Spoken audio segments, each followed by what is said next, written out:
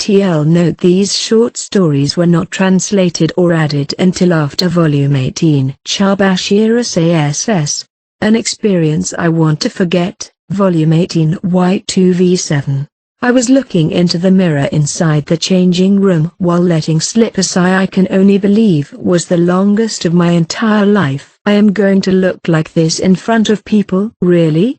I was looking in the mirror in aghast at my appearance that didn't fit me at all. As a teacher, I have only worn suits, or jerseys thus far, and now, suddenly a maid uniform? This is bad. I'm getting dizzy. I feel like I'm about to faint just by imagining the fate that is waiting for me. I should pretend to be sick. No. My opponent is that Ayano Kuji. It won't be that simple. I can't help them as their homeroom teacher. But just like how clergymen have to follow the rules, I have a duty to respond to my students' requests. Ayano Kuji has already paid the private points. I just have to do it. I steeled myself as their teacher and vigorously exited the changing room. I sprinted all the way to the first floor of the special section of the school. Of course I couldn't. I wanted to run so bad, but a teacher should be a model for others to follow, so I walked.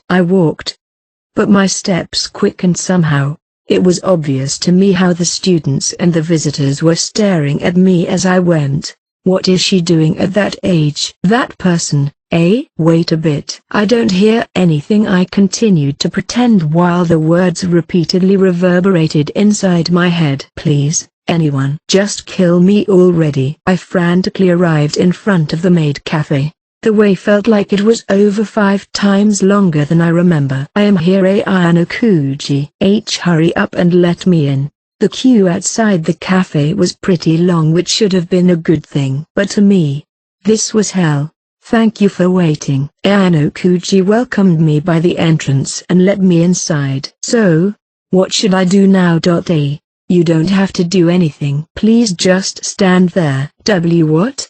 Haven't I said this before? You don't have to do anything. All right, we'll be in your care, he said and went to the hallway, leaving me behind. Am I just going to stand here in silence? I glanced around the classroom in fear while observing how all the students and visitors were looking back at me without reservations. Don't think me, please. Let me crawl inside a hole somewhere. Karizawa KSS. Behind the scenes. This is yet another short tale that happened behind the scenes during the school festival. This happened after school ended on the day our class agreed to make the maid cafe our main event.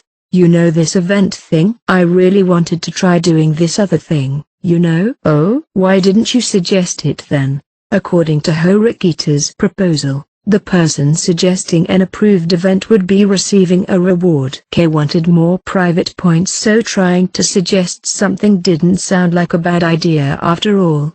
I know, but, even though she wanted to do something, she clearly didn't show any signs of it. Why isn't she answering? Should I wait a bit? It's so embarrassing. It is? Not that. It probably reminded her of something as she waved with both her hands, trying to deny it. I just thought it would be childish of me. Don't you think school festivals are a fit for that as well? It was still unknown what most of the other classes were going to do. But third year Class A was going to do a spooky house and a labyrinth after all. In that kind of sense, it being a bit childish posed no problem at all. It may be possible depending on the budget. You know, an ideal event where you could earn a lot of income while spending as little as possible is something all classes are keeping their eyes open for. Why yeah, anyway, try saying it. Since we have been alone for quite some time, there was no problem no matter how long it takes. Kiyotaka, you like books, right? That's sudden, and it didn't sound like it had any relevance to the topic. That's right. Since I was little, I have never hated reading. While there were times we weren't permitted to talk, they allowed us to read. Do you like fairy tales? Fairy tales? I like books, but this was unexpected. I have read some. Of course you can be mainstream sometimes, Kiyotaka. Kei looked surprised. What do you think I am? Look here. You usually never smile at all. And you reading fairy tales don't fit your image, right? That's rude. Which have you read? Is it related to the thing you wanted to do for the festival? Come on. Just answer. She does seem more interested in which ones I've read though. Let's see. This happened when I was quite young though, I reminisced. For starters, The Flying Classroom. What? Then The Secret Garden. The Happy Prince as well. Kay went silent. What's wrong, you? You know, Yet another strange silence. Did I say something weird? Each and every one of them are definitely classified as fairy tales. We were talking about fairy tales. No? Indeed, fairy tales, but they are also classified as children's literature as well.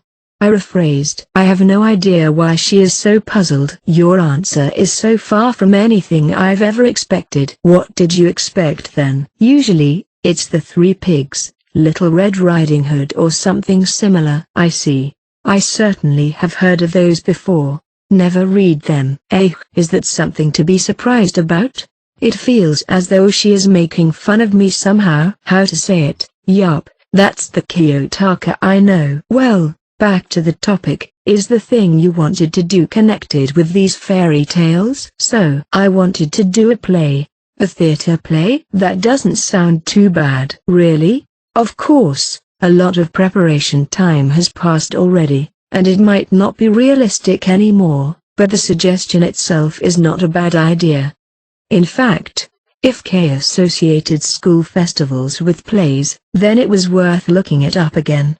What fairy tale did you want to do? I was a bit interested in that as well.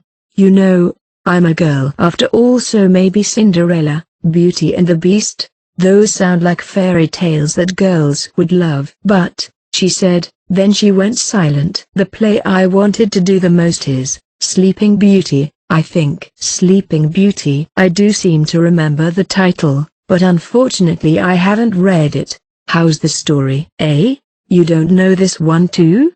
I'm surprised you even consider yourself a book lover. Sorry for that. I think perhaps my feelings got hurt there. I listened to her awkward retelling of the story and I think I got it.